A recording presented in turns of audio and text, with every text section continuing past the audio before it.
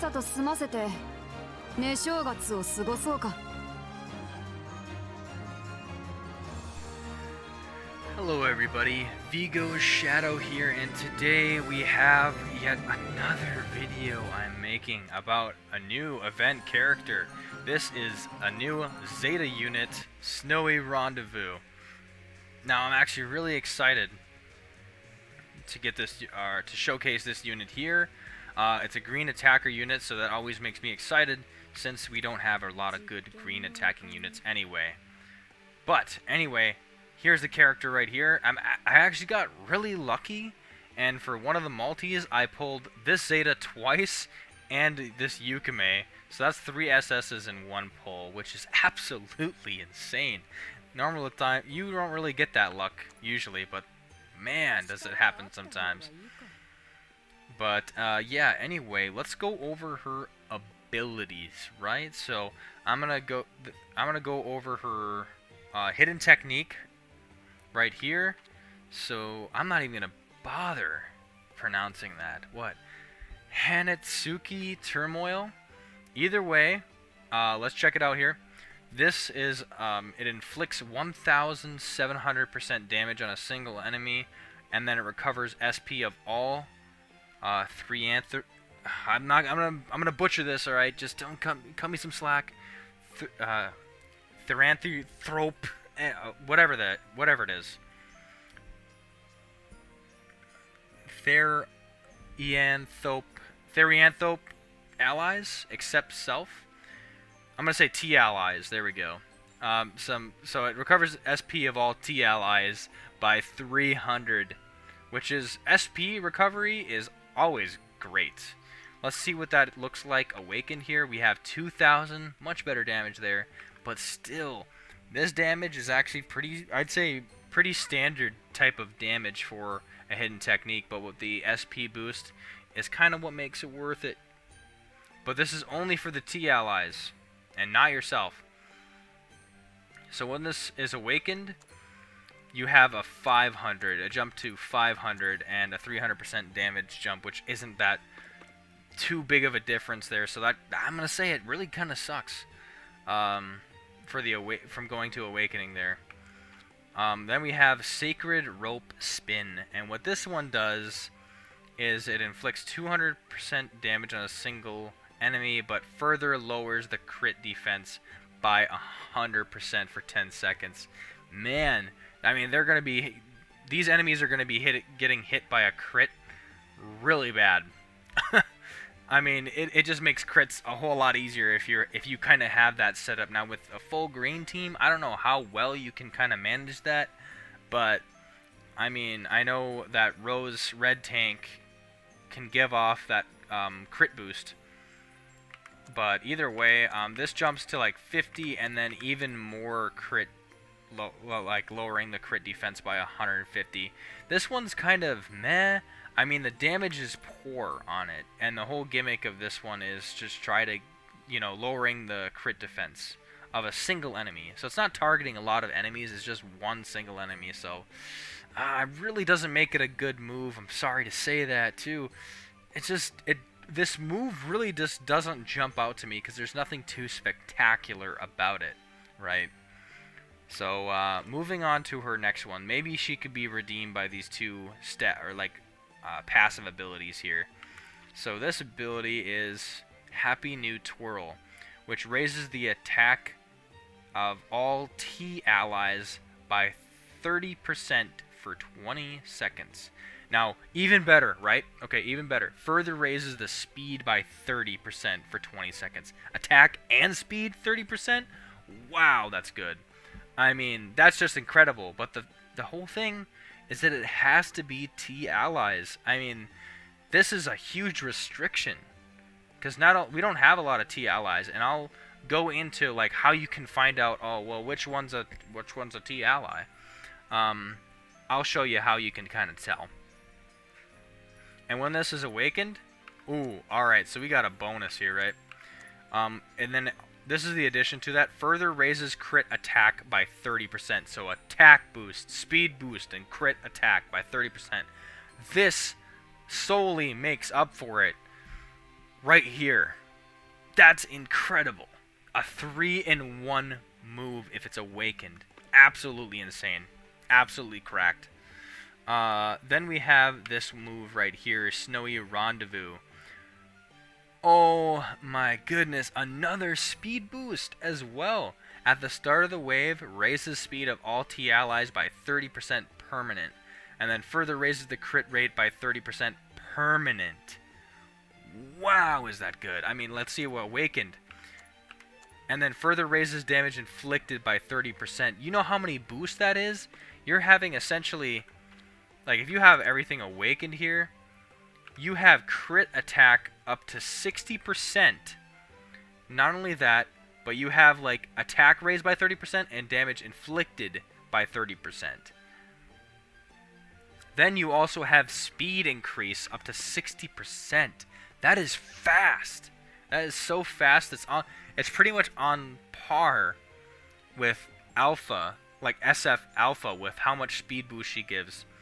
So, what I have to say to that is that this is boosting, and it doesn't say like raises speed of all T allies. I would assume it's herself as well, because this one says, let's see here. Yep, recovers SP of all T allies except self. So I think the rest of it applies to her. So, as weak as the first two attacking moves felt, and I felt like she was kind of dipping on a path of being a bad character, these other skills are just, I mean, it blows it out of the water. But here's the thing. You have to have a T ally, because if you don't, this character is utterly useless. I mean, there's like just a heavy reliance on it, but the benefits are extraordinary. You could just turn a whole team around with that dynamic itself. So what you're going to want to try to find here is allies that are, of course, Thrianthope, I really can't say that word, T allies. And here's how you find out, right? We're going to go into stats. Oh, that's right, the stats that some people don't look at, including myself. So we're going from power to healing boost, right? And then we're going from healing boost down to overheal. And look, note, she does have an SP boost too, so that's nice to note. Then we have this. She is a T ally with the grouping.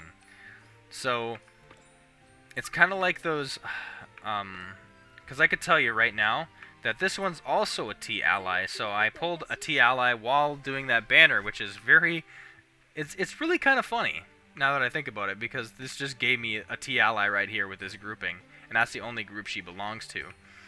So obviously you could pair it with Yukume. I think anybody with the ears pretty much would be a T ally. So this character, assuming as well, because she's also going to be belonging to that group. So what that means is that pretty much this unit is good with Yukume and Delta and any other Zeta, because I don't think we have anything else. Like, this would be good to pair with this one, especially since this one's a good unit. I don't think we have any other T ally units though, because Lambda doesn't fall under that either, so because she's an elf.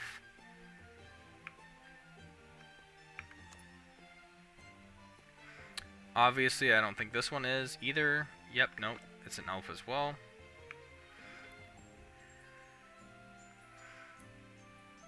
And that's about it, especially if we're looking at the regular character pool. We have a lot of elves, so, I mean, if this was like an elf boost, then that would come in clutch, because we have a lot of elf characters. But, I mean, I love the fact of how much these do. I mean, these are incredible benefits. But if you truly want to use this character, what you're going to have to do is only pair this character with either Yukume, granted if you have her, and then other Zetas and other Deltas, which is a severe restriction, and I guarantee you are not going to make a full team of green or any other element with that. This would probably be good for like an arena party if you're just throwing a bunch of those T allies together, and doing that, and it could come in clutch for bosses. But there is it is so heavily reliant on these T allies, it is absolutely insane. Now, here's where I can see this happening, like bringing great potential in, right? If you have an SF Delta or a Shadow Festival Zeta, man, that is huge. That is so huge, doing that much damage, granting all those buffs and the speed. Like, so let's first go into the Awakening roadmap here, right? So right off the bat, her A1 is great because she's got an add a magic gear slot. And since I actually pulled her, I can go ahead and do that. So now she has another gear slot. That is cool.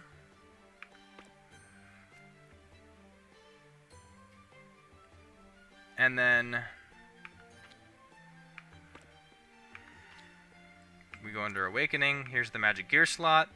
Then we have this one here, which is the best, actually. You get that additional crit rate. So having her at A2 is pretty good, and you can, if you pull her twice, you can make it happen with grinding the event and getting those shards. Next is the Happy New Twirl, A3, really good. A4 and A5, they can have the attacking skills at the end. That means you'd only pretty much have to make this unit to A3 to make it like extremely good. So just getting her to A3 is extremely good on itself, so you don't have to go too far in the roadmap. This is like probably one of the best roadmaps that I've ever seen for a character. I mean, or at least it's up there. It's definitely up there. So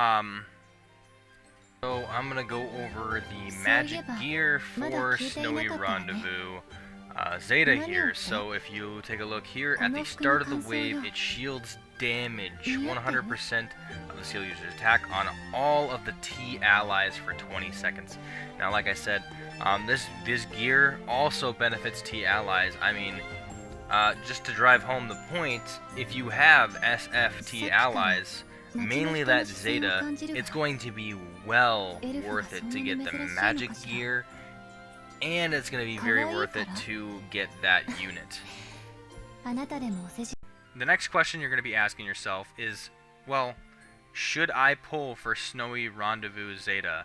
And what I'm going to tell you is, if you have the T allies, so if you have a bunch of Zetas that are good, and you have a bunch of Deltas that are good, and you have Yukime, granted, you can make a full team of this and make it work, and it'd be like extremely good. Granted, for like questing or different areas like Arma or bosses that are a specific unit, and like let's say, you know, your green unit's going for, you know, a yellow. Your green unit's attacking yellow. And you have like a couple on there that are blue, like especially if there's a Delta blue, your team could essentially collapse because, you know, you're mixing a bunch of elements, so it might not be the best for questing, and it might not be the best for bosses, which is going to lead me to lean more on the no side. I would not pull this unit. It'd be great for PvP if you can manage that team together, but like if you have, I guess if you have SF units for Delta or Zeta, it makes it worth it, and maybe down the line we might see more of Zeta and Delta, or maybe another T ally, but I don't really see that happening. So if you have a bunch of those units just conveniently, go ahead and pull it. It could definitely be a game changer with her passive abilities that are just absolutely insane if you're able to make that work, especially at an A3.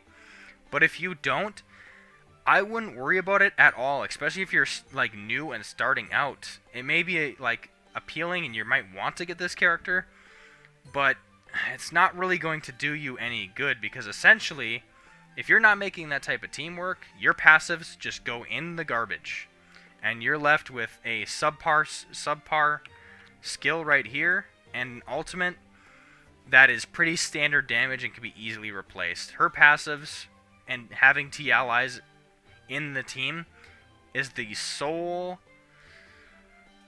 purpose of having this unit. So if you don't have it, don't pull it, is what I'm going to say.